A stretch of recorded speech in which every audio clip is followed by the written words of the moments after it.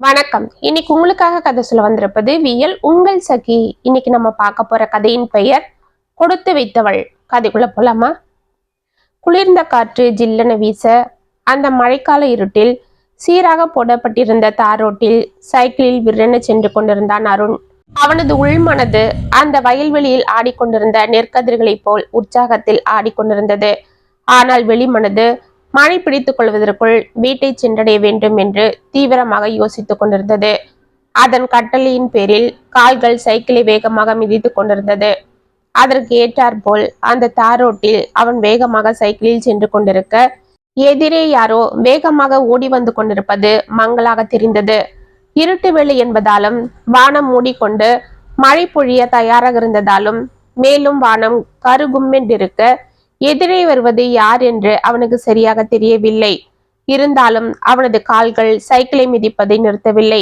அந்த உருவம் சற்று அருகில் வந்ததும் அது ஒரு பெண் என்பது அந்த உடல் வளைவுகளை வைத்து தெரிந்து கொண்டான். என்றாலும் அவள் முகம் சரியாக தெரியாமல் அந்த இருட்டில் உற்று பார்த்து கொண்டிருந்தான்.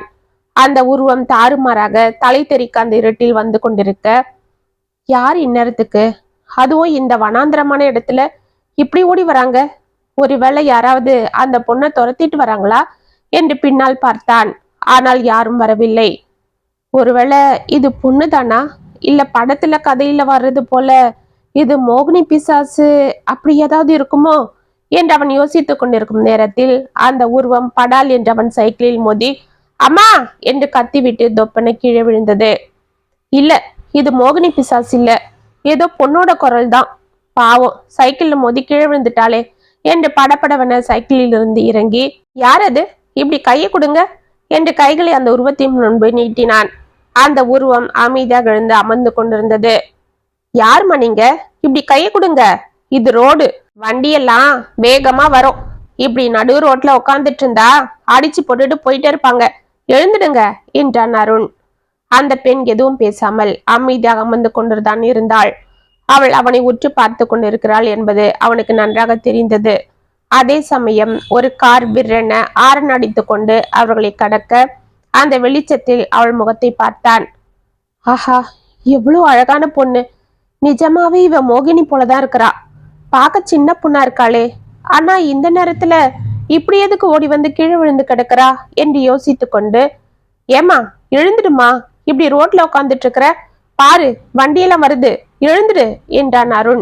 அந்த பெண்ணும் அந்த வெளிச்சத்தில் அவன் முகத்தை பார்த்திருக்க வேண்டும் என்று தெரிந்தது. இந்த முறை அவள் சரி சரி எழுந்துக்கிறேன் என்று மெதுவாக கூறிக்கொண்டே எழுந்து புடவையை சரி செய்து கொண்டாள். ஆமா, நீ யாரு, எதுக்கு இப்படி ஓடி வந்த என்று கேட்டான். சாகரத்துக்கு என்றாள் விம்மிக்கொண்டு. என்னது, சாகரத்துக்கா, என்னம்மா சொல்ற? ஆமா, சாகரத்துக்கு தான் என்று மீண்டும் கூறினாள். அவன் மனதில் ஏதோ எண்ணம் தோன்ற, அப்படின்னா உன்னை யாராவது துரத்தி வராங்களா, உன்னை ஏதாவது கெலாட்டா பண்ணாங்களா, அதனால நீ இப்படி தப்பான முடிவு என்று அவன் முடிப்பதற்குள், யாரும் என்னை துரத்திட்டு வரல, ஆனா என் விதிதான் என்னை துரத்துது என்று ஓவென கதறி அழ ஆரம்பித்தாள். சற்று நேரம் அமைதியாக இருந்த அருண், சரிம்மா அழாத, நீ இப்ப ஏதோ ரொம்ப வேதனையில இருக்குன்னு தோணுது, உன்னை நான் உங்க வீட்டுல கொண்டு போய் விட்டுறேன், மத்ததெல்லாம் அப்புறம் பேசிக்கலாம். சொல்லு, உங்க வீடு எங்க இருக்கு? எனக்கு ஊரு சொந்தம் பந்தம் எதுவும் இல்லை, நான் ஒரு அனாதை, எனக்குன்னு இந்த உலகத்துல எதுவுமே இல்லை, அதுதான் அந்த ஆண்டவன் கிட்டேயே போயில்லன்னு முடிவு பண்ணிட்டேன், என்னை விடுங்க என்று அங்கிருந்து ஓட ஆரம்பித்தாள். ஏய் நில்லுமா என்று அவள் கைகளை பிடித்து கொண்டவன், சரி நீ முதல்ல என் கூட வா, நாம இங்கிருந்து போலாம், மழை வேற வரா மாதிரி இருக்கு, என் வீடு இங்கதான் பக்கத்து ஊர்ல இருக்கு, நாம அங்க போனதும் அப்புறம் எல்லாம் பேசிக்கலாம், முதல்ல சைக்கிள்ல ஏறு என்று அவன் சைக்கிளில் ஏறி கொண்டான். முடியாது, நான் யாரையும் நம்பி வரமாட்டேன், போதும் நான் நம்பி பட்டதெல்லாம், என்னை விடுங்க என்று கத்தினாள். இதோ பாருமா, நீ யார நம்பி என்ன மோசம் போன என்ன எதுன்னு எனக்கு தெரியாது, ஆனா நீ நினைக்கிறது போல நான் இல்ல, உன் முகம் கூட எனக்கு சரியா தெரியல, ஏதோ உன் உருவத்தை இருட்டுல பார்த்துட்டு தான் பேசிட்டு இருக்கிறேன், அந்த வெளிச்சத்துல பார்த்த வரைக்கும் நீ ஏதோ சின்ன பொண்ணா தெரியுது, இப்படி வயசு பொண்ணு இந்த இருட்டுல தனியா போனா உனக்கு எந்த ஆபத்து வேணாலும் வரலாம், தெரிஞ்சே நான் உன்னை அப்படி விட்டுட்டு போக எனக்கு மனசு வரல, பேசாம என் கூட வா, என்னால உனக்கு எந்த ஆபத்தும் வராது, நம்பி வா இன்னும் கொஞ்ச நேரத்துல மழை வேற வந்துடும், நம்ம அதுக்குள்ள போயாகணும். சைக்கிள் ஏறு, மற்றதெல்லாம் அப்புறம் பார்த்துக்கலாம் என்றான். அவன் பேசுவது நடந்து கொள்வதெல்லாம் எதேச்சையாக இருப்பதை அவள் உணர்ந்தாள். அவளை அறியாமல் அவள் வண்டியில் ஏறி அமர அருண் சைக்கிளை மிதிக்க ஆரம்பித்தான். ஆமா பொண்ணே, உன் பேர் என்ன என்றவன் கேட்க, சந்திரிகா என்றாள் மெதுவாக. சந்திரிகான்னு பேர் வச்சதுக்கு பதிலு பூசணிக்கான்னு வச்சிருக்கலாம். அப்பா, பார்க்க ஒல்லியா இருந்தாலும் என்ன கணக்கிற என்று கூறிக்கொண்டே சைக்கிளை மிதித்து கொண்டிருந்தான். அவள் மெலிதாக சிரித்து கொண்டாள். அந்த ஊர் நடுவே ஒரு சிறிய ஓட்டு வீட்டு முன்பு சைக்கிளை நிறுத்திவிட்டு, இறங்குமா, இதுதான் என்னோட மாளிகை என்று அவனும் இறங்கினான். கொஞ்சம் இரு, லைட்டை போடுறேன் என்று சைக்கிளை ஓரமாக நிறுத்திவிட்டு வெளியிருந்த சுவிட்சை ஆன் செய்தான். அந்த வெளிச்சம் அவள் முகத்தில் பட்டு கண்களை கூச செய்ய அவள் சற்று கண்களை மூடி திறந்தாள். ஆஹா, அந்த கார் வெளிச்சத்துல அழகான மோகினி போல இருந்தா. ஆனா உண்மையில இவ மோகினி இல்ல, தேவதை. அதுதான் விதி இவளை விடாம துரத்திட்டு இருக்கு. இவளை பார்த்தாலே தெரியுது, இவ்வளவு அழகா இருந்தா ஏன் ஆபத்து வராது என்று மனதில் நினைத்து கொண்டு கதவை திறந்து அவளை உள்ளே அழைத்தான். அவள் சுற்றி பார்த்து கொண்டு உள்ளே செல்ல வெளியே மழை ஜோவென பிடித்து கொண்டது. நல்ல வேலை, நம்ம கரெக்டா வந்து சேர்ந்துட்டோம். சரி, மேலெல்லாம் ஒரே சேரா இருக்கே, எதனா புடவை கிடவை மாத்திக்க வச்சிருக்கியா என்றவளை உற்று பார்த்தான். இல்ல என்றவள் தலையை குனிந்து கொண்டு கூற, அப்பொழுதுதான் அவள் புடவை ஆங்காங்கு கிழிந்திருப்பதையும் அவள் பிளவுஸும் கிழிந்து அவள் கைகள் வெளியே தெரிய அதில் நகைக்கீரல் இருப்பதையும் பார்த்து அதிர்ந்து போனான். சந்திரிகா, என்னம்மா இது, மேலெல்லாம் ரத்தமா இருக்கு என்றவன் பதற டக்கன முந்தானை எடுத்து அதை மூடிக்கொண்டு, நான் தான் சொன்னேன் இல்ல, விதி என்னை விடாம துரத்துச்சுன்னு. அதனோட விளையாட்டு தான் இது. ஒரு மிருகம் என்னை வேட்டையாட பார்த்தது. அதுகிட்ட இருந்து தப்பிச்சு வரும்போதுதான் என் மேல வந்து மோதினியா? சரிதான், இந்த அழகுல நீ தனியா வேற போகிருந்த. சரி இரு, நான் போய் வெந்நீர் வச்சு எடுத்துட்டு வரேன். அந்த ரத்தத்தை தொடச்சு எடுத்துட்டு மருந்து போட்டுக்கோ.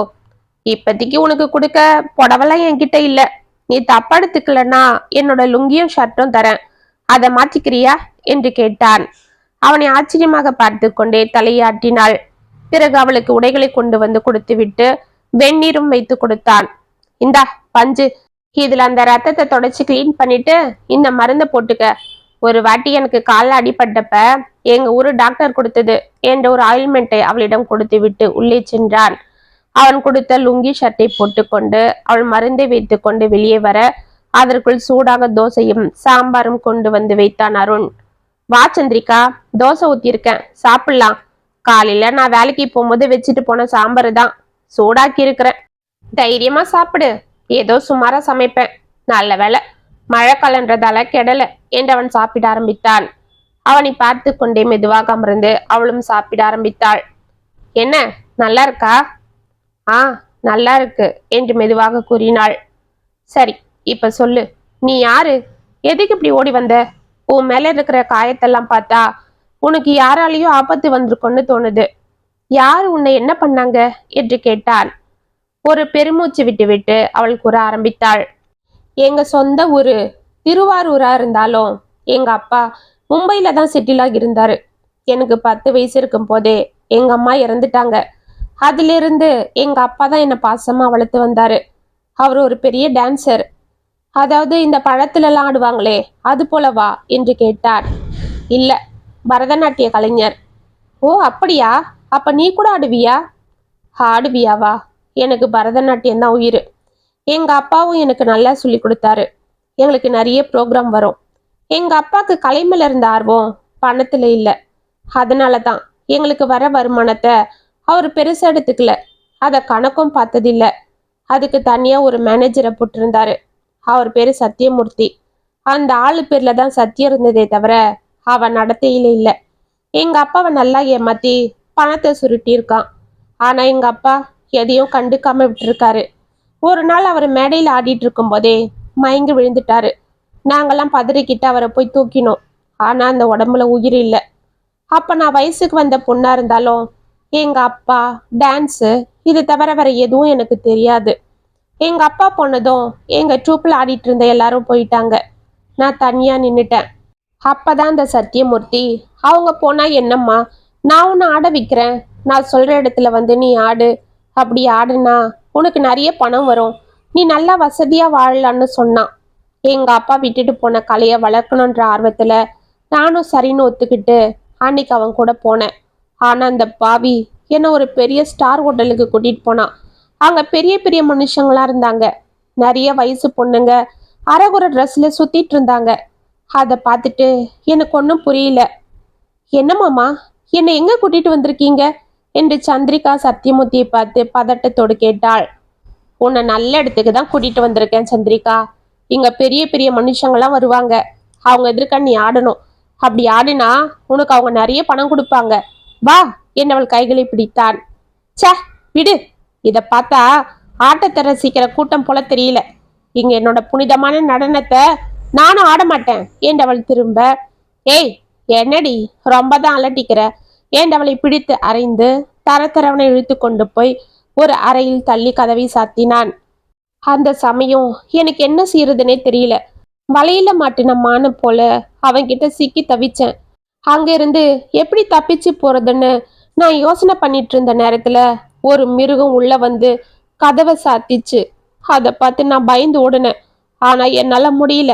அந்த இரவு நான் அந்த மிருகத்துக்கு பலியாகிட்டேன் என்று முகத்தை மூடிக்கொண்டு அழ ஆரம்பித்தாள். இவ்வளவு நேரம் ஏதோ அவள் கதையை கேட்க வேண்டுமே என்று கேட்டுக்கொண்டிருந்த அருண் இப்பொழுது அவள் கூறியதை கேட்டு அதிர்ந்து அவளையே பார்த்து கொண்டிருந்தான். அவளை சமாதானம் செய்ய வேண்டும் என்பதை கூட மறந்து போனான். சற்று நேரம் அங்கே அவளது அழுகை சத்தம் மட்டும் கேட்டுக்கொண்டிருந்தது. சந்திரிகா என்று மெதுவாக அருண் அழைப்பதை கேட்டு அவள் அழுகையை நிறுத்தி முகத்தை துடைத்து கொண்டாள். இந்தாம்மா, இந்த தண்ணியை குடி என்றவளிடம் தண்ணீர் சொம்பை நீட்டினான். அதை வாங்கி குடித்துவிட்டு அவனை ஏறெடுத்தும் பாராமல் அங்கும் இங்கும் பார்த்து கொண்டிருந்தாள். சந்திரிகா, விதி என்ன துரத்துதுன்னு நீ சொல்லும் போது கூட நான் ஏதோ உனக்கு ஆபத்து வந்திருக்கோன்னு நினைச்சேன். ஆனா இப்படி ஒரு கொடுமை நடந்திருக்கோன்னு யோசிக்கலம்மா. ஆமா, அதுக்கப்புறம் நீ எப்படி இங்க வந்த? அந்த மிருகம் என்ன வேட்டாடினதுக்கு அப்புறம் ஆஞ்சி ஒஞ்சி படுத்துடுச்சு. இதுதான் சமையன்னு நான் அங்கிருந்து உடம்பு வலி மன வலியோட ஓடி வந்துட்டேன். அதுக்கப்புறம் எங்க போறது, யாருக்கிட்ட நம்பி உதவி கேட்கறதுன்னு புரியாம எப்படியோ தறிக்கிட்டு ஓடுனேன். கடைசியில நான் வந்தது ஒரு ரயில்வே ஸ்டேஷன். அதுல ஏதோ ஒரு ட்ரெயின்ல போய் ஏறிட்டேன். அப்பாடன்னு மூச்சு விட்டு திரும்பி பார்த்தா அந்த சத்தியமூர்த்தி ஆளுங்களோட என்னை தேடி வந்துட்டு இருந்தான். நான் உடனே டாய்லெட்ல போய் ஒளிஞ்சுக்கிட்டேன். கொஞ்ச நேரத்துல வண்டி அசைச்சது. அது வரை அங்கேயே நின்று இருந்தேன். அப்புறம் கொஞ்ச தூரம் போனதும் வெளியில வந்தேன். எப்படியோ சென்னை வந்து சேர்ந்துட்டேன். அப்பதான் தெரிஞ்சுது அது சென்னைன்னு. சரி, எப்படியோ நம்ம இங்க வந்துட்டோம். நம்ம சொந்த ஊரான திருவாரூரே போயிடலாம். அங்க எங்க அப்பாவுக்கு தெரிஞ்சவங்க இல்லாமலா போவாங்க. அவங்க எதனா உதவி செய்வாங்கன்னு என் கையில இருந்த வலையில வித்து புதுசா ட்ரெஸ் வாங்கி போட்டுக்கிட்டேன். அப்புறம் மீதி இருந்த பணத்தை பத்திரமா வச்சுக்கிட்டு எப்படியோ திருவாரூர் வந்து சேர்ந்தேன். ஆனா அங்க யாருக்கும் எங்க அப்பாவை தெரியல. இதுக்கும் மேல என்ன பண்றதுன்னு நான் தவிச்சப்பதான் ஒரு வயசான தம்பதிங்க என்னை பார்த்துட்டு விசாரிச்சாங்க. என் சோகமான கதையை கேட்டுட்டு என்னை அவங்க கூட கூட்டிட்டு போனாங்க. அவங்கள பார்த்தாலே தெரிஞ்சுது அவங்க ஓரளவு வசதியானவங்கன்னு. அவங்களுக்கு குழந்தை இல்லைன்னோ என்னையே இனிமேலும் அவங்க குழந்தையா தத்தெடுத்துக்க போவதாகவும் அவங்க சொன்னதும் எனக்கும் நிம்மதியா இருந்தது. நான் அவங்க கூட போனேன். என்னை அவங்க நல்லா தான் பார்த்துக்கிட்டாங்க. இப்படி ஒரு மாசம் போச்சு. எனக்கு அங்க சும்மா உட்காந்து சாப்பிட பிடிக்கல. எனக்கு எதனா வேலை வாங்கி கொடுங்கன்னு கேட்டுக்கிட்டே இருந்தேன். அப்பதான் அந்த பெரியவர், சரி வாமா, நான் உன்னை ஒரு பெரிய மனுஷங்கிட்ட கூட்டிட்டு போறேன். அவருக்கு ஏகப்பட்ட சொத்து இருக்கு, ரைஸ் மில்லு அது இதுன்னு நிறைய இருக்கு. அதுல உனக்கு எதனா வேலை போட்டு கொடுப்பாருன்னு சொன்னாரு. நானும் அவர் கூட போனேன். அது ஒரு தோட்ட பங்களா. அந்த பெரியவர் என்னை அங்க ஒரு ரூம்ல உட்கார வச்சுட்டு, இங்கே இருமா, நான் அவரை போய் பார்த்துட்டு வரேன்னு விட்டுட்டு போனாரு. நானும் அங்க உட்காந்துட்டு இருந்தேன். ஆனா அவர் வரவே இல்லை. சரி, இங்கிருந்து கிளம்பலான்னு நான் எழுந்தப்பதான் ஒரு பெரிய மனுஷன் உள்ள வந்தாரு. அவரை பார்த்து நான் தயங்கி நின்னேன். அவர் என்னை பார்த்து சிரிச்சுக்கிட்டே, பயப்படாதம்மா, நான் உன்னை ஒன்றும் செய்ய மாட்டேன்னு என்கிட்ட வந்து கையை பிடிச்சாரு. ஏற்கனவே எனக்கு இது போல ஒரு மிருகத்தால் ஆபத்து வந்ததால இந்த மிருகமும் என்னை என்ன செய்ய போகுதுன்னு நான் தெரிஞ்சுக்கிட்டு அங்கிருந்து ஓட பார்த்தேன். ஆனா அந்த மிருகம் என்னை விடல, என் மேல பாஞ்சுது. ஆனா இந்த வாட்டி அது பசிக்கு இரையாக கூடாதுன்னு என்கிட்ட இருந்த பலம் முழுசும் பயன்படுத்தி அது அங்கிருந்த மரக்கட்டையால் அடிச்சு போட்டுட்டு வெளியில ஓடி வந்துட்டேன். அப்புறம்தான் தெரிஞ்சுது என்னை அங்க கூட்டிட்டு போன அந்த பெரியவர் பார்க்கதான் பெரியவனா தெரிஞ்சாலும் உண்மையில அந்த ஆளும் அவன் பொண்டாட்டியும் பெண்களை வச்சு பழப்பு நடத்துறவங்கன்னு. என்னை இங்க கூட்டிட்டு வந்து விட்டுட்டு அந்த பெரிய மனுஷனோட மேனேஜர் கிட்ட பேரம் பேசி பணத்தை வாங்கிட்டு இருந்தான். இத பார்த்துட்டு நான் இடிஞ்சிட்டேன். இதுக்கும் மேல இந்த உலகத்துல யாரையும் நம்ப கூடாது, இந்த பொல்லாத உலகத்துல வாழவே கூடாதுன்னு முடிவுக்கு வந்து அங்கிருந்து தறிகிட்டு ஓடிக்கிட்டு இருந்தேன். அப்பதான் உங்க மேல வந்து மோதிக்கிட்டேன் என்று கதறினாள். அவள் கதையை கேட்டு பெருமூச்சு விட்ட அருண், உண்மையிலேயே உன் கதை ரொம்ப பயங்கரமா தான் இருக்கு. சரிம்மா, நீ இனிமேலும் எங்கேயும் போக வேண்டாம், பேசாம இங்கே இருந்துடு என்றான். அவனை டக்குன்னு அவள் நிமிர்ந்து பார்த்தாள். அம்மா சந்திரிகா, என்ன அப்படி பாக்குற? நான் அப்படிப்பட்டவன் கிடையாது, என்ன சந்தேகப்படாத. அதுவும் இல்லாம உன்னை இங்க உட்கார வச்சு சோறு போடுற அளவு நான் ஒன்றும் வசதியானவனும் இல்லை. நானே ஒரு இடத்துல டிரைவர் வேலை தான் பார்த்துட்டு இருக்கிறேன். அந்த வருமானம் எனக்கே இடிச்சுக்கோ பிடிச்சிக்கோன்னு தான் இருக்கு. இதுல உன்னெல்லாம் சும்மா உட்கார வச்சு சோறு போட முடியாது. அதனால நீயும் எதனா வேலையை பார்த்தாதான் முடியும், சரியா என்று சிரித்தான். அவனை ஆச்சரியமாக பார்த்து கொண்டே தலையாட்டினாள்.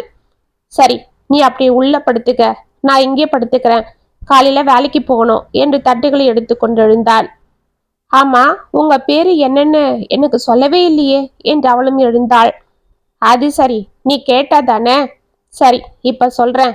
என் பேரு அருண். அப்படியா? ஆமா, நீங்க டிரைவரா எங்க வேலை பார்க்குறீங்க? இந்த ஊரு பெரியவங்க நாச்சியார் அம்மா வீட்டுல. என்னது, நாச்சியார் அம்மாவா? ஆமா, அம்புஜவல்லி நாச்சியார். நாங்கெல்லாம் நாச்சியார்னு மரியாதையா கூப்பிடுவோம். இந்த ஊர்ல அவங்க தான் பெரிய பணக்காரங்க. அது மட்டும் இல்ல, அவங்க காலகாலமா ஜமீன் பரம்பரையை சேர்ந்தவங்க. அந்த அம்மா இந்த ஊருக்கு ஒரு ராணி போல. ஊருக்கெல்லாம் அவங்க நல்லது பண்றது போல இந்த ஊரு ஜனங்களையும் தன்னோட கட்டுப்பாட்டுல தான் வச்சிருப்பாங்க. ஆனாலும் நல்லவங்க. அவங்க வீட்டுக்காரு ஜம்புலிங்கம் ஐயா. நாங்கெல்லாம் பெரியவரன்னு கூப்பிடுவோம். அவங்களுக்கு பசங்க இல்லை. அப்படியா? ஆமா, நான் அவங்க கிட்டதான் வேலை பார்க்குறேன். என்ன அந்த ஐயாவுக்கு ரொம்ப பிடிக்கும், அந்த அம்மாக்கும் தான். ஆனா என்ன, அவங்க கொஞ்சம் ஸ்ட்ரிக்ட், முன்கோபி. எல்லாம் சரியா இருக்கணும்னு நினைப்பாங்க. இப்ப கூட உன்னை இங்க கூட்டிட்டு வந்து என் கூட தங்க வச்சிருக்கிறேன்னு அவங்களுக்கு தெரிஞ்சா என்ன சொல்லுவாங்கன்னு தெரியல. அப்படியா? ஆமா. சரி சந்திரிகா, அதெல்லாம் பார்த்துக்கலாம். நீ படுத்துக்கோ. காலையில நான் அரண்மனைக்கு போகணும். ஐயா எங்கேயோ போகணும்னு சொன்னாரு. நேரம் ஆயிடுச்சுன்னா நாச்சியர் அம்மா திட்டுவாங்க என்று படுத்து கொண்டான். அவனை ஆச்சரியமாக பார்த்து கொண்டே உள்ளே சென்று கதவை சாத்தி கொண்டாள் சந்திரிகா. காலை அவன் கண்களை கசகி கொண்டு எழுந்து அமர வீடே பளிச்சென இருந்தது. உள்ளிருந்து சாம்பார் வாசனை மூக்கை துளைக்க சாமி படத்திடம் விளக்கேற்றப்பட்டிருப்பதை பார்த்து கொண்டே எழுந்து உள்ளே சென்றான். சந்திரிகா அந்த அடுப்பில் ஊதுகுழலை வைத்து ஊதி கொண்டிருக்க அவளது அழகிய உருவம் அப்படியே படம் பிடித்தது போல் அவன் மனதில் பதிந்தது. அவனை டக்கென திரும்பி பார்த்துவிட்டு, என்ன எழுந்துட்டீங்களா? இருங்க, காஃபி போடுறேன் என்று பால் கிண்ணத்தை அடுப்பில் வைத்தாள். சந்திரிகா, பால் ஏது உனக்கு என்று அவளை ஆச்சரியமாக பார்த்தான். காலையில ஒரு பையன் கொண்டு வந்து கொடுத்துட்டு போனா. அப்படியா? அவன் உன்னை பார்த்தானா? ஆமா. சரியா போச்சு. அப்ப விஷயம் ஊருக்குள்ள இந்நேரம் பரவிட்டு இருக்கோம். சரி விடு, எப்படியும் தெரியத்தானே போகுது. ஆமா, என்ன செஞ்சிட்டு இருக்கிற? காலையில எழுந்துட்டியா? ஆமா, காலையில எழுந்து குளிச்சுட்டு தோ சாப்பாடும் ரெடி பண்ணிட்டேன். பரவாயில்லையே, உனக்கு சமைக்கலாம் வருமா? வாசனை மூக்க தொலைக்குது. எங்க அப்பாக்கு என் கையில தான் சாப்பாடு செஞ்சு பரிமாறுவேன். அப்படியா? Very good. சரி, அப்ப நீ இங்க இருக்கிற வரைக்கும் எனக்கு இந்த வேலை மிச்சம். ஆனா இனிமேலும் எனக்கு மத்தியானத்துக்கெல்லாம் சாப்பாடு செய்யாத. நான் அரண்மனையிலேயே சாப்பிட்டுப்பேன். உனக்கு மட்டும் செஞ்சுக்கோ. நான் உனக்கு என்ன வேணுமோ அதை வாங்கி கொடுத்துட்டு போறேன். ஆமா, குளிச்சுட்டு என்னோட லுங்கியும் ஷர்ட்டும் தான் போட்டுக்கிட்டியா? அம்மாடி தாயே, உனக்கு முதல்ல ஒரு 2 புடவைய வாங்கி வரணும். இப்படி என்னோட லுங்கியும் ஷர்ட்டையும் நீ எடுத்து தினமும் போட்டுக்கிட்டா அப்புறம் நான் எதை போட்டுப்பேன்? நான் ஒன்றும் பெரிய குபேரன்லாம் இல்லம்மா என்று சிரித்து கொண்டே வெளியெழுந்து சென்றான். சந்திரிகாவும் சிரித்து கொண்டே காப்பியை போட ஆரம்பித்தாள். அரண்மனை உள்ளே அவன் காலடி எடுத்து வைக்க, அங்கே நில்லுடா என்ற குரலை கேட்டு பட்டனை நின்று மேலே பார்த்தான் அருண். பட்டுப்புடவையும் நகைகளும் மின்ன கம்பீரமாக வந்து நின்று கொண்டு தன்னை முறைத்து பார்த்து கொண்டிருந்த நாச்சியாரை பார்த்ததும் அவன் முகம் வெறுத்தது. அம்மா என்று தயங்கிக் கொண்டே அவளை பார்த்தான். அப்படி உன் வாயால கூப்பிடாத.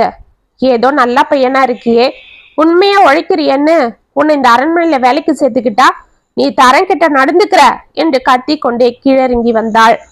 என்ன நாச்சியார் என்று கேட்டுக்கொண்டு ஜம்புலிங்கமும் வெளியே வர அங்கிருந்த பணியாளர்கள் மெதுவாக வந்து வெளியேட்டி பார்த்தனர். அம்மா, நான் என்ன தரங்கேட்டு நடந்துகிட்டேன்னு எனக்கு தெரியலையே என்றான் அருண். ஏய், பாய மூடு. யாருக்கும் தெரியாம நீ ராத்திரியோட ராத்திரியா ஒரு பொண்ணை கூட்டிட்டு வந்து உன் வீட்டுல வச்சு கூத்தடிச்சா எனக்கு தெரியாது நான் நினைக்கிறேன். இந்த ஊர்ல எந்த சந்து முதல்ல என்ன நடந்தாலும் அது என் காதுக்கு வந்துடும். அது ராத்திரியா இருந்தாலும் சரி, பகலா இருந்தாலும் சரி. அம்மா, நானே அந்த பொண்ணை பத்தி உங்ககிட்ட சொல்லத்தான் வந்தேன். அந்த பொண்ணு பாவம். ஏய், போதும். உன்னோட கேவலமான செயலுக்கு விளக்கம் வேற கொடுக்க போறியா? இனிமேல உனக்கு இங்க இடம் இல்ல. இங்க மட்டும் இல்ல, இந்த ஊர்லயே இருக்க கூடாது. அந்த பொண்ணை கூட்டிட்டு இப்பவே இந்த ஊரை விட்டு போயிடு என்று கத்தினாள். நாச்சியா, என்ன இது? பாவம், அந்த பையன் நல்ல பையன், நமக்காக உண்மையை ஒழிச்சவன். அவனை போய் என்று ஜம்புலிங்கம் கூறுவதற்குள், போதும், இதுக்கு மேல எதுவும் பேசாதீங்க. உங்களுக்கே நல்லா தெரியும், இந்த நாச்சியார் சமஸ்தானத்துல யார் தப்பு பண்ணாலும் ஒரே தண்டனை தான். அதுவும் இவன் நம்ம அரண்மனையிலேயே வேலைக்கு இருந்துகிட்டு இப்படி நடந்திருக்கான். அவனை முதல்ல இங்க இருந்து போக சொல்லுங்க. இப்படி கேவலமான வேலையை செஞ்சவன் இனி என் முகத்திலேயே முழிக்க கூடாது. இந்த அரண்மனைக்குன்னு ஒரு கௌரவம் இருக்கு, இந்த நாச்சியாருக்குன்னு ஒரு அந்தஸ்து இருக்கு என்றாள். நாச்சியா, நான் சொல்றது கேளு என்றவள் மேலும் ஏதோ கூற. ஐயா, வேண்டாம். அம்மாவோட பேச்சுக்கு நான் கட்டுப்படுறேன். எனக்காக நீங்க அவங்க கிட்ட வாதாடாதீங்க. நான் போறேன். ஆனா ஒண்ணு, அம்மா, நான் உங்க உப்பு தின்னு வளர்ந்தவன். இந்த உடம்புலயும் சரி, மனசுலயும் சரி, எந்த கள்ளமும் வராது, கபடமும் வராது. அத ஒரு நாள் நீங்க புரிஞ்சுப்பீங்க என்று அங்கிருந்து சென்று விட்டான். நாச்சியார் அவனை முறைத்து விட்டு உள்ளே செல்ல, ஜம்புலிங்கம் அவள் உள்ளே சென்றதும், அருண், அருண் என்று அழைத்து கொண்டு அவன் பின்னால் வேகமாக நடந்து சென்றார். ஐயா என்றவன் நின்று திரும்பி பார்க்க, ஏய், என்னப்பா இப்படி பண்ணிட்ட? அந்த பொண்ணு யாரு? ஏன் நீ அவளை கூட்டிட்டு வந்து ராத்திரி வீட்டுல வச்சிருக்க? இந்த ஊர் கட்டுப்பாடு பத்தி உனக்கு தெரியாதா? சொல்லு என்றார். ஐயா, ஆபத்துன்னு யாரு வந்தாலும் நான் ஓடி போய் உதவி செய்வேன்னு உங்களுக்கே நல்லா தெரியும். அதுலயும் ஒரு வயசு பொண்ணு தன்னோட மானத்துக்கு ஆபத்துன்னு வரும்போது அவளை தவிக்க விட்டுட்டு ஊரு கட்டுப்பாடுதான் முக்கியம்னு என்னால அந்நேரம் வர முடியல. அதுதான் அவளை நான் கூட்டிட்டு வந்துட்டேன். சரி, அப்பவே இங்க கூட்டிட்டு வந்திருக்கலாம் இல்ல? அப்ப நாச்சியார் உன்னை தப்பா நினைச்சிருக்க மாட்டா இல்ல? ஐயா, அந்நேரம் அந்த பொண்ணு ரொம்ப பாதிக்கப்பட்டிருந்தா. அவ அப்ப என்னையே நம்பல. அதுவும் அவ பாதிக்கப்பட்டதெல்லாம் சில பெரிய மனுஷங்களால தான். கண்டிப்பா அவ இங்க வந்திருக்க மாட்டா. சரிப்பா, இப்ப அந்த பொண்ணை என்ன பண்ண போற? பேசாம அவளை எங்கேயாவது கொண்டு போய் ஆசிரமத்துல சேர்த்து விட்டுடு. நான் அதுக்குள்ள நாச்சியார சமாதானம் செஞ்சிடறேன். அப்புறம் நீ பழையபடி இந்த அரண்மனைக்கே வந்துடலாம் என்றார். இல்லையா, அம்மாக்கு என் மேல சந்தேகம்னு வந்ததுக்கு அப்புறம் நான் என்ன பண்ணாலும் அது சந்தேகத்தை தான் ஏற்படுத்தும். அதுவும் இல்லாம அந்த பொண்ணு பல பேரால நம்ப வைக்கப்பட்டு ஏமாற்றம் அடைஞ்சிருக்கா. அவ இப்ப என்ன மட்டும்தான் நம்புறா. நானும் அவளை கைவிட விரும்பல. அவளை நான் கூட்டிட்டு வரும்போது அவளோட சேர்த்து அவ பெண்மைக்கும் நான் பாதுகாப்பா இருப்பேன்னு தான் சொல்லி கூட்டிட்டு வந்தேன். அதை விட எனக்கு இந்த ஊர் பெருசு இல்லை என்று அங்கிருந்து சென்று விட்டான். அவனை அதிர்ந்து பார்த்து கொண்டிருந்தார் ஜம்புலிங்கம். என்னங்க இது? அந்த ஐயா சொன்னது போல நீங்க என்ன எங்கேயாவது கொண்டு போய் விட்டுறேன்னு சொல்லியிருக்கலாமே. எதுக்கு எனக்காக அந்த வேலையை விடணும், இந்த ஊரை விடணும்னு முடிவு பண்ணீங்க என்றாள் சந்திரிகா. இதோ பாரு சந்திரிகா, அந்த ஐயா கிட்ட சொன்னதை தான் நான் உன்கிட்டயும் சொல்றேன். நான் உன்னை என் கூட கூட்டிட்டு வரும்போதே உன்னோட சேர்த்து உன் பெண்மைக்கும் பாதுகாப்பு கொடுக்கறேன்னு தான் சொல்லி கூட்டிட்டு வந்தேன். அந்த வாக்க நான் காப்பாத்தி தான் தருவேன். இதனால இந்த ஊர் என்ன, இந்த உலகத்தை விடவும் நான் தயாரா இருக்கிறேன் என்று பெட்டி எடுத்து சைக்கிளில் வைத்தான். அவனை அதிர்ந்து பார்த்து கொண்டு அமைதியாக நின்றாள். என்ன அப்படியே நின்னுட்ட? வா போலாம் என்று அவளை திரும்பி பார்த்தான். ஆமா, இப்ப எங்க போறோம்? அரண்மனைக்கு. என்னது, அரண்மனைக்கா? அங்கதான் உங்களை வரக்கூடாதுன்னு சொல்லிட்டாங்களே. அது பெரிய மனுஷங்க வாழற அரண்மனை. நான் சொல்றது ஏழைகளின் அரண்மனை. அங்க இவங்களை விட பெரியவங்களாம் இருக்காங்க. நீயே வந்து பாரு என்று சிரித்தான். அவன் கூறுவது ஒன்றும் புரியாமல் அவளும் சிரித்து கொண்டே அவனுடன் நடந்தாள். ஊர் எல்லையில் வயல்வெளிக்கு நடுவே இருந்த ஒரு வரப்பின் மீது அவன் செல்ல அவன் பின்னால் அந்த அழகிய நெற்கதிர்களை ரசித்தபடி அவளும் சென்றாள். ஆமா, ஊர் எல்லையே தாண்டி வந்துட்டமே, இப்பயாவது சொல்லுங்க, எங்க போறோம்? அதோ தெரியுது பாரு ஒரு குடிசை. ஆமா, அந்த மரங்களுக்கு நடுவுல இருக்கே, அதுவா? ஆ, அதேதான். அங்கதான் நம்ம போறோம். அது யாரோடது? என்னோடதுதான். அப்படியா? ஆமா சந்திரிகா, என்னோட சம்பளத்துல கொஞ்சம் கொஞ்சமா மிச்சப்படுத்தி அந்த நிலத்தை வாங்கினேன். அதுல நானே ஒரு சின்ன குடிசைய போட்டுக்கிட்டேன். வாரத்துல 2 நாள் இங்க வந்துடுவேன். இங்கே தங்கி இந்த இயற்கையோட இயற்கையா கலந்திருப்பேன். இந்த அரண்மனைக்கு நான் தான் ராஜா, நானே தான் மந்திரி. இப்ப நீ வந்திருக்க என்று சிரித்தான். இதற்குள் அந்த குடிசையின் அருகே அவர்கள் வந்துவிட அந்த அழகான இடத்தை பார்த்து ரசித்து கொண்டே நின்றிருந்தாள் சந்திரிகா. என்ன அப்படி பாக்குற, உனக்கு பிடிச்சிருக்கா என்று கேட்டான். ஆ, ரொம்ப பிடிச்சிருக்குங்க. ஆமா, பின்னாடி ஏதோ ஆடுங்கெல்லாம் கத்துற சத்தம் கேக்குதே. அதுவா, இங்க வரும்போதெல்லாம் நாம மட்டும் தனியா இருக்கமே, நம்ம பேச்சு துணைக்கு ஒரு 2 ஆடுங்களை வாங்கி போடுவோன்னு நினைச்சேன். அதை பார்த்துக்க ஒரு பையனையும் வேலைக்கு வச்சிருந்தேன். அவனுக்கும் பழப்பு கிடைச்ச சந்தோஷத்துல இங்கேயே வந்திருந்துட்டான். பகல் எல்லாம் ஆடுங்களை மெச்சிட்டு ராத்திரியில இந்த பட்டியல் அடிச்சிட்டு வீட்டுக்கு போயிடுவான். அந்த ஆடுங்க 2ம் சேர்ந்து குடும்பம் நடத்தி இப்ப 15 ஆடுங்கள் ஆயிடுச்சு என்று சிரித்தான். அப்படியா என்றவள் பின்னால் ஓட அங்கே பட்டியல் ஆடுகள் கத்தி கொண்டு ஒன்றை ஒன்று மோதிக்கொண்டு விளையாடுவதை பார்த்து சந்தோஷமடைந்தாள். எனக்கு இந்த வயல்வெளி, இந்த குடிசை, இந்த ஆடுங்க, இந்த கிணறு, இதை சுத்தி இருக்கிற மரங்க, இதெல்லாம் ரொம்ப பிடிச்சிருக்குங்க. ஏதோ சொர்க்கத்துக்கே வந்தது போல இருக்கு என்று சிரித்தாள். சரி சரி, உள்ள வா என்றவளை உள்ளே அழைத்து சென்றான். ஒரே ஒரு அறையும் அதன் ஓரம் சிறியதாக தடுப்பு அமைத்து அதில் ஒரு விறகு அடுப்பும் இருந்தது. அதில் 2-3 மண்பாத்திரங்களும் இருந்தன. பாத்தியா, இனிமே இதுதான் நமக்கு சொத்து, இதுலதான் நாம இனி வாழணும் என்று அங்கிருந்த கட்டிலில் அமர்ந்தான். இதுக்கென்ன, நாம ஜம்முன்னு இருக்கலாம். இருக்கலாம், ஆனா பொழப்புக்கு என்ன செய்யறதுன்னு தான் தெரியல. இந்த ஆடுங்களை மேய்க்கவும் அந்த பையன் வரமாட்டான். ஏன்? அதுதான் ஊர் கட்டுப்பாடாச்சே. நாம இப்ப ஊரை விட்டு ஒதுக்கப்பட்டவங்க. அப்படின்னா யாரும் நம்ம கிட்ட பேச மாட்டாங்களா? இந்த ஊர் ஆளுங்க தான் பேச மாட்டாங்க, பக்கத்து ஊர் ஆளுங்கெல்லாம் பேசுவாங்க. அட கடவுளே, என்னாலதான் இதெல்லாம் என்று அமைதியாக கீழே வந்து அமர்ந்தாள். அட நீ வேற, இப்பதான் எனக்கு ஃப்ரீயா இருக்கு. சரி அதை விடு. சந்திரிகா, இப்ப நம்ம பொழப்புக்கு வழிய பார்க்கணும். அதுக்கு நான் ஏற்பாடு பண்ணிட்டு வரேன். நீ அதுவரை இங்கேயே பத்திரமா இரு என்று எழுந்து கொண்டான். எங்க போறீங்க? அதுதான் ஊருக்குள்ள வரக்கூடாதுன்னு சொல்லிட்டாங்கல்ல.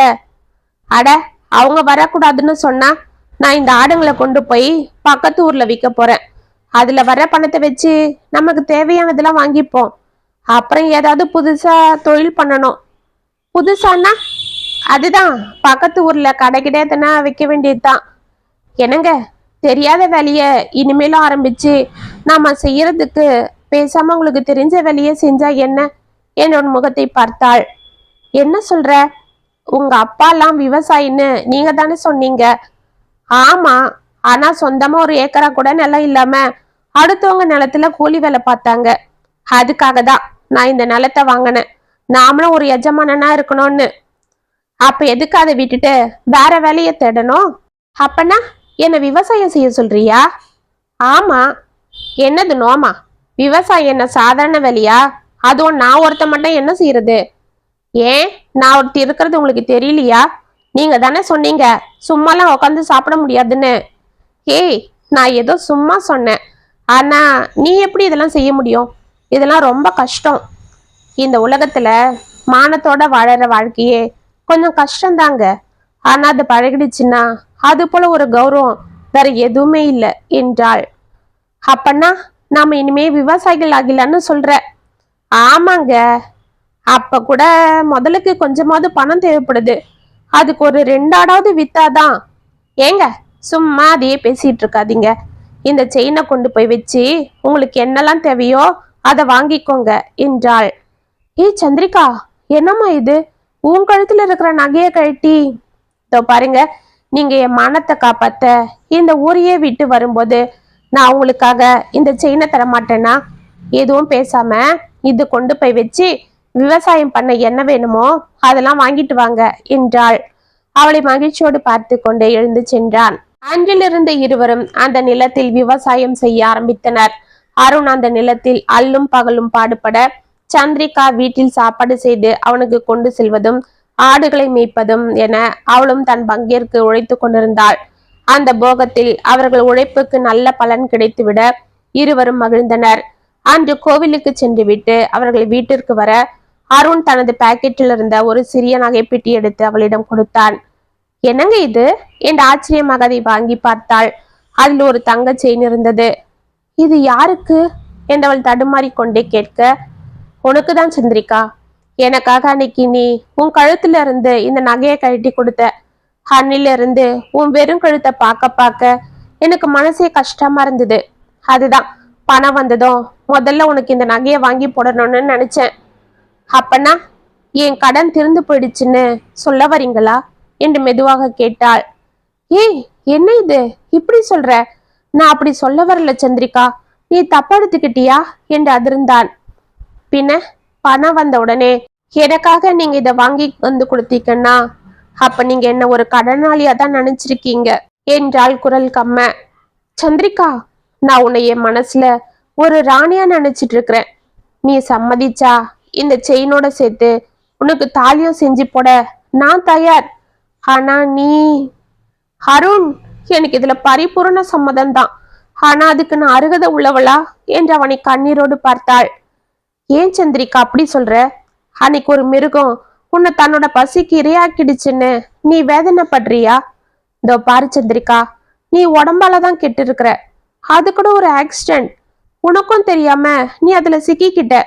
அதுல காயப்பட்ட உன்னை எப்படி கெட்டு போனவன்னு சொல்ல முடியும்? ஆனா உன் மனசு சுத்தமான தங்கம், கறந்த பாலை விட சுத்தம். அதைத்தான் நான் சொந்தமாக்கிக்க விரும்புறேன் என்றான்.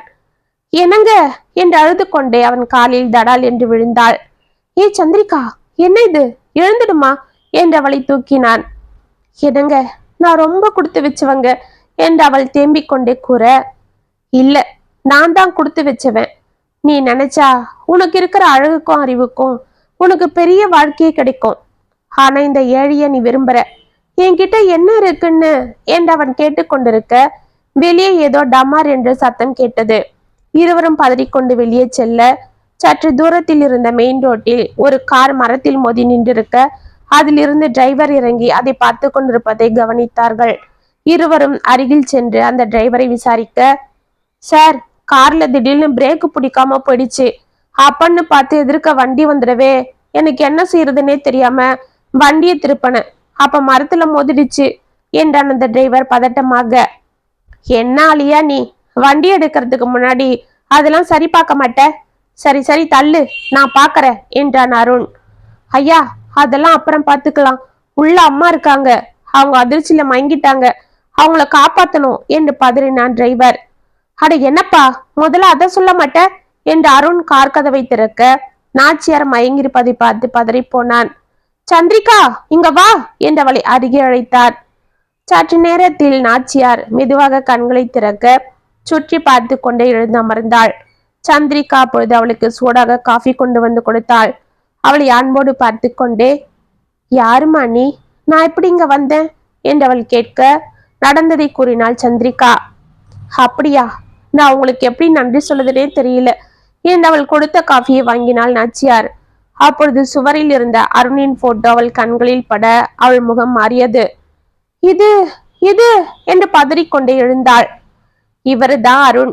இன்னும் கொஞ்ச நாள்ல நாங்க கல்யாணம் பண்ணிக்க போறோம் என்று வெட்கத்தோடு கூறினாள் சந்திரிகா. அப்படின்னா அன்னைக்கு ராத்திரி அவன் கூட ஓடி வந்தவ நீதானா? இத்தனை நாள் அந்த பையன் கூட முறை கேட்டு குடும்பம் நடத்துறது நீதானா? சே, உன் கையால நான் இந்த காஃபியை குடிச்சனே, உன் கையால பச்சை தண்ணி கூட குடிச்சாலும் அது விஷம். இப்படி கேடு கட்ட வேலையை பாக்குற உன் நிழல கூட நான் மிதிக்க மாட்டேன். அந்த தரம் கெட்டவன் வீட்டுல ஒரு நிமிஷம் கூட நான் இருக்க மாட்டேன் என்று கோபத்தோடு எழுந்தாள். அம்மா, பார்த்து பேசுங்க. அவரை பத்தி உங்களுக்கு என்ன தெரியும்? அவர் தங்கம். எங்கிருந்தோ அனாதியா வந்த என்ன ஆதரிக்க அவர் பிறந்து வளர்ந்த ஊரையும் அவருக்கு சோறு போட்ட தொழிலையும் விட்டுட்டு என் மானத்தை காப்பாத்த துணிஞ்சவர். எனக்காக இந்த ஊரையே பகைச்சுக்கிட்டாரு. எல்லார்கிட்டையும் கெட்ட பேரை வாங்கினாரு. ஆனா இங்க என்ன செஞ்சாலும் கேட்க யாரும் இல்லைன்னு தெரிஞ்சோம். அந்த சூழ்நிலை அமைஞ்சும் கூட என்ன தப்பான ஒரு பார்வை கூட இதுவரை அவர் பார்த்ததில்ல. அவ்வளவு ஏன் இந்த அனாதைய ஒரு பெரிய மனுஷனுக்கு பலியானவளை தன்னோட வாழ்க்கை துணையத்துக்க முன்னுக்கு வந்த நல்ல உள்ளம் கொண்ட அவரை நீங்க இப்படி பேச நான் அனுமதிக்க மாட்டேன் என்று கத்தினாள். நீ என்ன சொல்றம்மா என்று நாச்சியார் அதிர்ந்து கேட்க சந்திரிகா நடந்ததை அவளிடம் கூறினாள். அட கடவுளே, ஒரு பொண்ணோட மனத்தை காப்பாத்தி அவ பெண்மைக்கு பாதுகாப்பா நின்ன அடைக்கலம் கொடுத்தவனையா நான் தண்டிச்சேன். என்னோட அவசர புத்தியால ஒரு நிரபராதிக்கு இவ்வளவு பெரிய கஷ்டத்தை கொடுத்துட்டேன். இதுக்கு நான் அவன்கிட்ட எப்படி மன்னிப்பு கேட்பேன் என்றவள் துடிக்க, அம்மா என்னது இது, நீங்க போய் என்கிட்ட மன்னிப்பு கேட்கிறதா என்று கேட்டுக்கொண்டே அங்கு வந்தான் அருண். அருண், என்னை மன்னிச்சிடுப்பா என்று நடந்ததற்கு நாச்சியார் அவர்களிடம் மன்னிப்பு கேட்டுக்கொள்ள, சரிப்பா, நீங்க இப்பவே என் கூட வரணும். நான் உங்களுக்கு விருந்து கொடுத்து என் அரண்மனையே உங்க கல்யாணத்தை ஜாம் ஜாம்னு நடத்த போறேன் என்றாள். அம்மா, நாங்க இப்ப வேணா உங்க கூட வரோம். ஆனா கல்யாணம் எங்க இந்த குடிசையில தான் நடக்கணும். ஏன்னா அன்னைக்கு நாங்க இந்த ஊரால ஒதுக்கப்பட்டு ஆதரவற்று வந்தப்ப இந்த குடிசை தான் எங்களுக்கு ஆதரவு கொடுத்தது. இது நாங்க எங்க வீடா இல்ல கோவிலா நினைக்கிறோம் என்றான் அருண். ஆமாமா, பெரிய மனுஷங்க வாழ அரண்மனையை விட இந்த குடிசை தான் எங்க சொர்க்கம் என்றாள் சந்திரிகாவும். அப்படியா, சரிம்மா, உங்க இஷ்டம் போலவே செய்யலாம். ஆனா நீங்க இப்ப என் கூட அரண்மனைக்கு வந்தே ஆகணும். ஐயா உங்களை பார்த்தா ரொம்ப சந்தோஷப்படுவாரு என்றாள். இல்லம்மா, நான் வரல என்று தயங்கினாள் சந்திரிகா. சந்திரிகா, அம்மா சொல்றது போல ஐயா நம்மளை பார்த்தா ரொம்ப சந்தோஷப்படுவாரு. அவருக்கு நானா ரொம்ப பிரியம். நம்ம கல்யாணம் பண்ணிக்க முடிவெடுத்த இந்த நாள்ல அவர் ஆசீர்வாதம் வாங்கினா ரொம்ப நல்லது. வாமா என்று அவளை அழைத்து கொண்டு புறப்பட்டான். அந்த பெரிய அரண்மனையை பார்த்து அவள் மலைத்து கொண்டிருக்க நாச்சியார் அவர்களுக்கு விருந்து பரிமாறி உபசரித்தாள். உள்ளிருந்து அவளுக்கு பட்டு புடவை, பட்டு வெட்டி சட்டையும் சந்திரிகாவிற்கு ஒரு தங்க செயினும் அதில் வைத்து அவள் சீர்வரிசை போல் கொண்டு வர, இதற்குள் பணியாள் வந்து பெரிய ஐயா வந்துவிட்டார் என்று கூறினான். நல்ல வேலை, அவரும் வந்துட்டாரு. அருண், உன் ஆசை போல ஐயாவே உன் ஆசீர்வாதம் பண்ணி இதை கொடுக்கட்டும் என்று நாச்சியார் கூறிக்கொண்டிருக்க அருண் மகிழ்ச்சியோடு அவரை எதிர்பார்த்து வாசலை பார்த்தான். சந்திரிகாவும் ஆவலாக வாசலை பார்க்க அப்பொழுது ஜம்புலிங்கம் உள்ளே வருவதை பார்த்துவிட்டு அவள் முகம் மாறியது. ஜம்புலிங்கமும் அவளை பார்த்து அதிர்ந்து அங்கேயே நின்று போனார். ஐயா வாங்கய்யா, உங்களை பார்க்க தான் நாங்க வந்திருக்கோம் என்று கூறிக்கொண்டே அருண் அவர் அருகில் சென்றான். ஜம்புலிங்கம் அவனை ஏறெடுத்தும் பார்க்காமல் சந்திரிகாவையே கண் கொட்டாமல் பார்த்து கொண்டிருந்தார். நாச்சியார் இதை கவனித்துக் கொண்டிருந்தாள். ஐயா, நான் அன்னைக்கே சொல்லல, அம்மா கண்டிப்பா ஒரு நாள் என்னை புரிஞ்சுப்பாங்கன்னு. இன்னைக்கு அந்த நல்ல நாள் வந்துடுச்சியா. அம்மா எங்களை புரிஞ்சுக்கிட்டாங்க. அவங்களே எங்க கல்யாணத்தையும் நடத்துறேன்னு சொல்லியிருக்காங்க. அதுக்காக தான் இங்க கூட்டிட்டு வந்தாங்க. எங்களை ஆசீர்வாதம் பண்ணுங்கய்யா. ஏ சந்திரிகா, வாமா, வந்து ஐயா கால்ல விழுந்து ஆசீர்வாதம் வாங்கிக்க வா என்று அருகிருந்த சந்திரிகாவின் கையை பிடித்து இழுத்தான். என்னங்க, வேண்டாங்க, வாங்க போலாம் என்றாள் சந்திரிகா. நாச்சியார் அதிர்ந்து அவளை பார்த்து கொண்டே அருகில் வந்தாள். என்ன சந்திரிகா, இவருதான் பெரிய ஐயா, யாருன்னு நினைச்சிட்டியா? இவரை பார்க்க தான் நம்ம வந்தோம் என்றான் அருண். இந்த மிருகம்தான் இங்க இருக்குன்னு தெரிஞ்சிருந்தா நான் இங்க வந்தே இருக்க மாட்டேன் என்றாள் சந்திரிகா கோபமாக. சந்திரிகா என்று நாச்சியார் அலற அருண் ஒன்றும் புரியாமல் விழித்தான். ஆமாம்மா, என்ன ஒரு மிருகம் இங்க வேட்டையாட வந்ததுன்னு சொன்ன இல்ல, அந்த பெரிய மனுஷன் தோ இவரு தான். இவன் கிட்ட இருந்து தப்பிச்சுக்கதாங்க அன்னைக்கு நான் ஓடி வந்தேன் என்று அருணை பார்த்தாள். அட பாவி என்று அருண் ஜம்புலிங்கத்தை அடிக்க பாய்ந்தான். என்னங்க, வேண்டாங்க, இந்த மிருகத்தை கொன்னு நீங்க தண்டனை அனுபவிக்க வேண்டாம். இந்த பெரிய மனுஷன் இனி வாழற காலம் பூரா தண்டனை தான் அனுபவிக்க போறான். என்ன சொல்ற? ஆமாங்க, இந்த ஊரையே தன்னோட கட்டுப்பாடுல வச்சுக்கிட்டு இங்க யார் தப்பு பண்ணாலும் தண்டனை கொடுத்தாங்க இந்த அம்மா. ஆனா அவங்க வீட்லயே இப்படி ஒரு மிருகம் இருக்குன்னு அவங்களுக்கு தெரியல. இனிமே அவங்க பாக்குற ஒவ்வொரு பார்வையும் இதோ இந்த மனுஷனுக்கு தண்டனை தான். வாங்க போலாம் என்று அவனை அழைத்து கொண்டு புறப்பட்டாள். நாச்சியார் அதிர்ந்து போய் ஜம்புலிங்கத்தை பார்க்க அவர் தலையை குனிந்து கொண்டு தொப்பன சோஃபாவில் அமர்ந்தார். புது தாலி கழுத்தில் மின்ன கட்டிலில் அமர்ந்து கொண்டு தனது கணவனை கண் கொட்டாமல் பார்த்து கொண்டிருந்தாள் சந்திரிகா. என்ன சந்திரிகா, என்ன அப்படி பார்க்கற என்று அன்போடு கேட்டான் அருண். நான் அந்த நாச்சியார் அம்மா விட ரொம்ப கொடுத்து வச்சுவங்க என்று சிரித்தாள். ஏய், என்ன சொல்ற? அவங்க இந்த ஊருக்கு ராணி போல. இருக்கலாம். ஆனா நான் இந்த குடிசைக்கு ராணி, இந்த சூதுவாத அறியாத ஆட்டுக்குட்டிங்களுக்கு ராணி. நமக்கு படி அழுந்துட்டு இருக்கே இந்த நிலம், இதுக்கு ராணி. அதுக்கும் மேல இந்த ராஜாவோட மனசுல நிரந்தரமா குடியிருக்கிற ராணி என்று சிரித்தாள். என்ன சந்திரிகா, என்ன போய் ராஜான்னு சொல்ற? என்னங்க, அன்னைக்கு ஒரு நாள் நீங்க கேட்டீங்க, ஞாபகம் இருக்கா? என்கிட்ட என்ன இருக்குன்னு, என்ன விரும்புறேன்னு. இப்ப சொல்றேங்க, அந்த பங்களால இருக்காரே அந்த பெரிய மனுஷன், இந்த வயசான காலத்திலயும் தன்கிட்ட இருக்கிற பணத்தை வச்சு அப்பாவி பெண்களோட வாழ்க்கையை வேட்டையாடி அவங்க மானத்தை விலை பேசுறாரு. ஆனா சின்ன வயசா இருந்தாலும் ஒரு பெண்ணோட மானத்தை காப்பாத்த நீங்க உங்களுக்கு சோறு போட்ட வேலையை விட்டீங்க, உங்க ஊரை விட்டீங்க. இங்க வந்து நம்ம வாழ்ந்த நாட்கள்ல நீங்க ஒரு சின்ன தப்பான பார்வை கூட என்ன பார்க்கல. இப்படி ஒரு தங்கமான மனசு தாங்க உயர்ந்தது. அதைத்தான் நான் விரும்புறேன். உண்மையிலேயே அவர் இல்லைங்க ராஜா, நீங்க தான் ராஜா. இப்படி ஒரு ராஜாவை நான் அடைஞ்சதுக்கு நான் கொடுத்து தானே வச்சிருக்கணும் என்று அவன் மீது சாய்ந்தாள். அவள் அன்பில் பூரித்து போன அருண் அவளை தன் மார்போடு அணைத்து கொண்டான். அவர்கள் இல்லற வாழ்வு இனிதே ஆரம்பமானது. இத்துடன் கொடுத்து வைத்தவள் கதை முற்றும். உங்களுக்கு யார் எழுதின இந்த கதை உங்களுக்கு பிடிச்சிருந்தா கமெண்ட்ஸ்ல சொல்லுங்க, லைக் பண்ணுங்க, ஷேர் பண்ணுங்க, மறக்காம சப்ஸ்கிரைப் பண்ணிக்கோங்க. மீண்டும் நாளைக்கு வேற ஒரு சுவாரஸ்யமான கதையோட உங்களை சந்திக்கிறேன். அது வரைக்கும் இணைப்பிலே இருங்க. இப்படிக்கு வியல் உங்கள் சகி.